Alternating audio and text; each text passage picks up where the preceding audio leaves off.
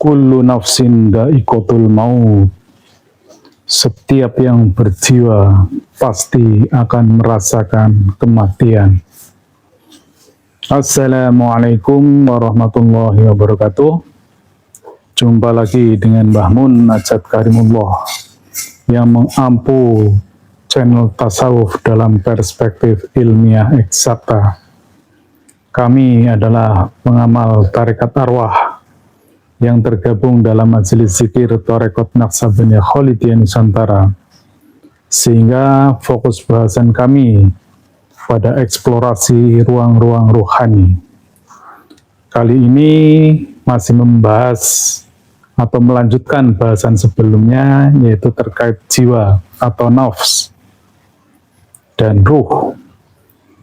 Karena ternyata berdasarkan hasil pengamatan kami, banyak sekali penceramah-penceramah yang hebat, yang kondang, yang menduga-duga ilmu langit, sehingga banyak terjadi distorsi pemahaman. Pemahaman ini amat beresiko, karena sekecil apapun kekeliruan tentang ilmu langit atau ilmu qadim, distorsinya atau deviasinya akan sangat nyata. Oleh karenanya kami harus menunjukkan atau menyampaikan hal ini untuk menghindari kekeliruan pemahaman yang terjadi pada umat. Ini tentang pemahaman setiap jiwa pasti akan mati. Kullu nafsin dha'iqatul maut. Pemahaman ini sudah menjadi kesadaran bawah sadar manusia. Hampir semua umat memahami seperti itu, bahwa setiap jiwa pasti akan mati. Padahal kalau kita cermati, justru sebaliknya, setiap jiwa pasti tidak akan mati. Saya ulangi lagi, setiap jiwa pasti tidak mati. Mari kita eksplorasi lebih dalam dan lebih luas akan hal ini. Sebelumnya kami akan menampilkan beberapa cuplikan video, dan sekaligus kami mohon maaf karena saya mengambil secara acak dan saya menemukan di situ ada Ustadz Basalamah dan Buya Arozi. Untuk itu saya mohon maaf, namun ini dalam rangka untuk saling nasihat dan menasehati, yang tentunya tujuan utama adalah untuk menyelamatkan pemahaman umat. Baiklah, mari kita simak video berikut ini. Malaikat maut, Allah hijab matanya, tidak bisa dia lihat.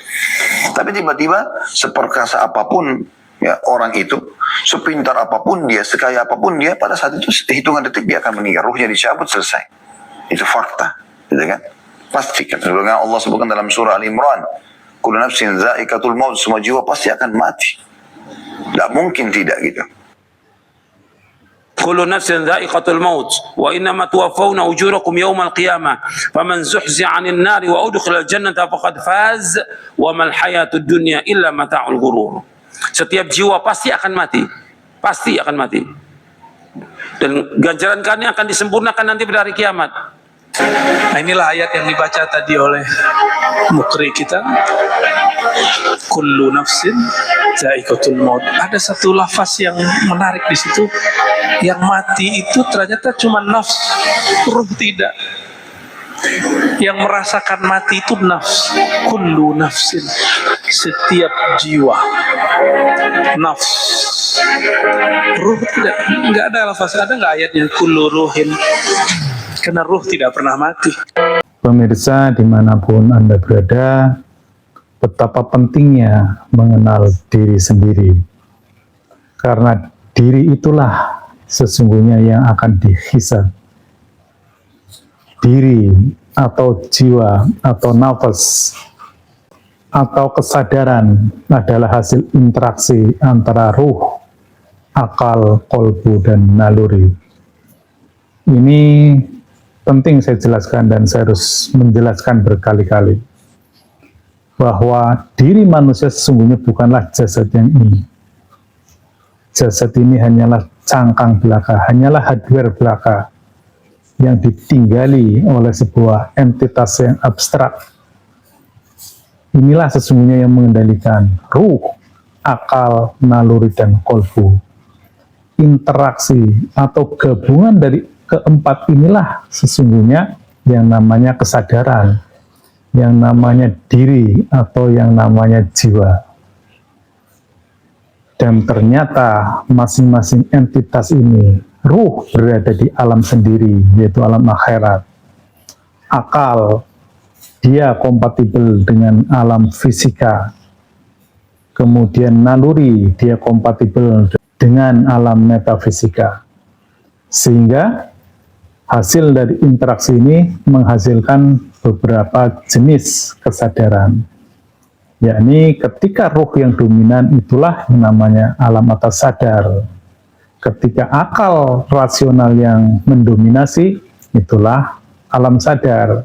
Dan ketika naluri atau syahwat yang mendominasi itulah alam bawah sadar. Dan 90-95% manusia berada dalam kesadaran ini.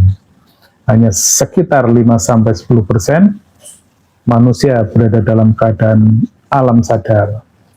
Dan yang alam atas sadar ini tentu sangat-sangat sedikit, limitasi. Ternyata Tuhan sungguh sangat luar biasa kedahsyatan ilmunya. Bahwa ternyata jiwa itu mendiami alam tersendiri. Dia tidak berada di dunia ini. Ini batas ini adalah dunia. Jiwa tidak berada di dunia, pun tidak berada di akhirat. Inilah menariknya. Makanya memahami jiwa ini menjadi amat penting. Karena dialah nanti yang akan mempertanggungjawabkan seluruh kehidupannya.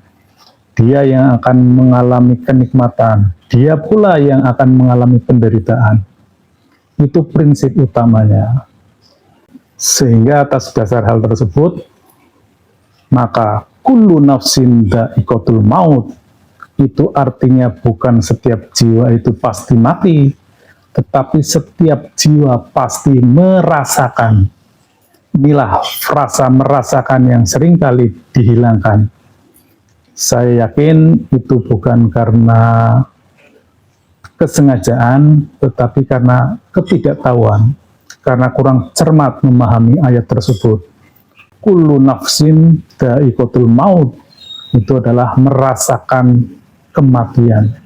Jadi jiwa ini ya, bahkan tidak hanya kematian, kebahagiaan, penderitaan, kesakitan itu jiwa mengalaminya. Karena memang jiwalah yang bertanggung jawab atas diri manusia itu. Lebih lanjut, saya juga perlu meluruskan pemahaman yang disampaikan Buya Arozi bahwa jiwa itu akan mati, ruhnya yang tidak mati. Bagaimana jiwa akan mati ketika berada di alam barzah ini? Alam barzah adalah alam jiwa ketika dia tidak ada jasadnya. Bagaimana mungkin kalau jiwa di sini mati? Padahal alam barzah juga di situ ada alam kehidupan. Inilah kehidupan ruh. Ruh yang belum sempurna, yang belum bisa inna lillahi wa inna ilaihi raji'un. Setelah kematian, ruh akan mendiami alam barzah ini. Dan di sini hidup, dia tidak mati. Sampai akhirnya menjalani perjalanan akhirat. Pemirsa dimanapun berada, agar pemahaman kita lebih presisi, saya sampaikan dalil sebagai berikut. Yang pertama, ini yang sering kali dibacakan oleh para penceramah, yaitu kullu nafsin dha'iqatul maut, tsumma ilaina turja'un. Setiap yang berjiwa pasti akan merasakan kematian. Nah ini frasa merasakan inilah seringkali terlewatkan. Kemudian hanya kepada kami kamu dikembalikan. Kemudian juga di Quran surat Ali Imran 185 juga persis sama. Setiap yang berjiwa atau bernyawa, itulah nafas, akan merasakan kematian. Ini frasa merasakan inilah yang dihilangkan.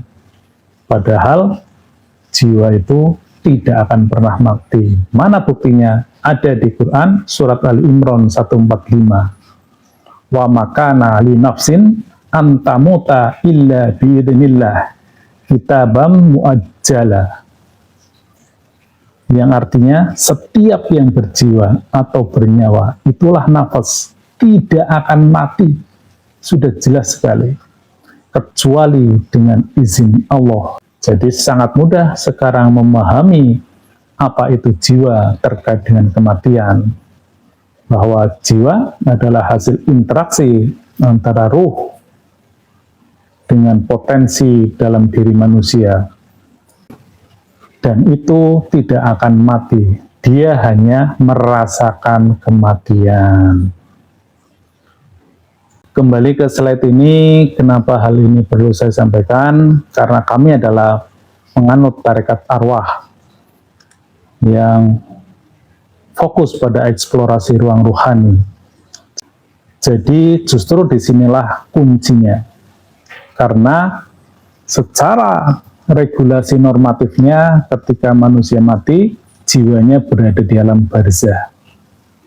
Sampai kemudian dunia ini kiamat, dia baru diperjalankan dalam perjalanan akhirat.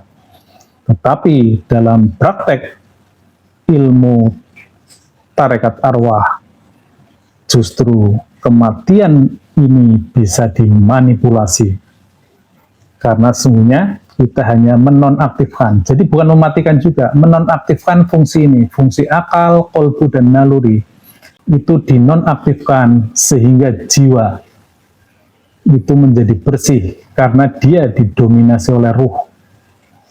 Ruh telah merajai, ruh telah mendominasi kesadarannya. Akal, kolbu, dan nalurinya semua tunduk kepada ruh. Karena itu sebagai syarat untuk aktivasi ruhani mutu qabla anta mutu. Inilah salah satu metodologi dalam tarekat kami untuk bagaimana mempersambungkan kepada tali wasilah, bagaimana kita diperjalankan dalam siratal mustaqim untuk mi'raj lapis demi lapis. Pemahaman ini sangat penting. Jika jiwa dianggap mati, maka ini tidak akan terjadi. Siksa barzah pun tidak akan terjadi, karena di barzah pun yang disiksa adalah jiwanya. Ruh suci, dia percikan ilahiyah, dia tiupan Allah.